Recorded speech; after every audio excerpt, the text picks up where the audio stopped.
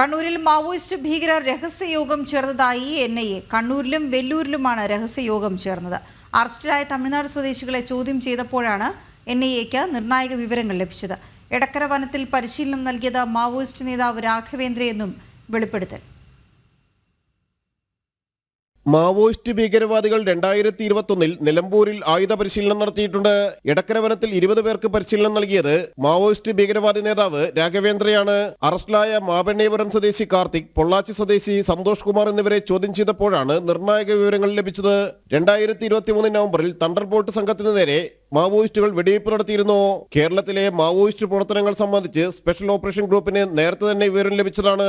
ATSനും thunderbolt സംഘങ്ങൾക്കുമൊപ്പം intelligence ബ്യൂറോയും നിരീക്ഷണം ശക്തമാക്കിയ കാലത്ത് തന്നെയാണ് രഹസ്യയോഗങ്ങളും ആയുധ പരിശീലനങ്ങളും നടന്നത്. പശ്ചിമഘട്ടത്തെ 4 ദളങ്ങളാക്കിയായിരുന്നു മാവോയിസ്റ്റ് ഭീകരർ പ്രവർത്തനം വ്യാപിപ്പിച്ചിരുന്നത്.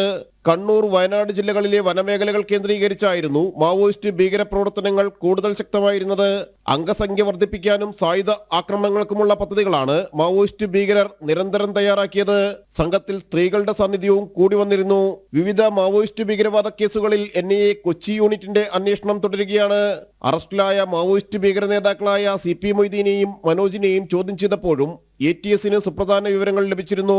മാവോയിസ്റ്റ് ഭീകരവാദ ഗ്രൂപ്പുകളായ കബനി, നാടുകാണി ദളങ്ങളുടെ കമാൻഡറായിരുന്നു മൊയ്തീൻ. മൊഴികളുടെ അടിസ്ഥാനത്തിൽ വിശദമായ അന്വേഷണത്തിലേക്ക് കടന്നിരിക്കുകയാണ് NIA. ജനം, കൊച്ചി.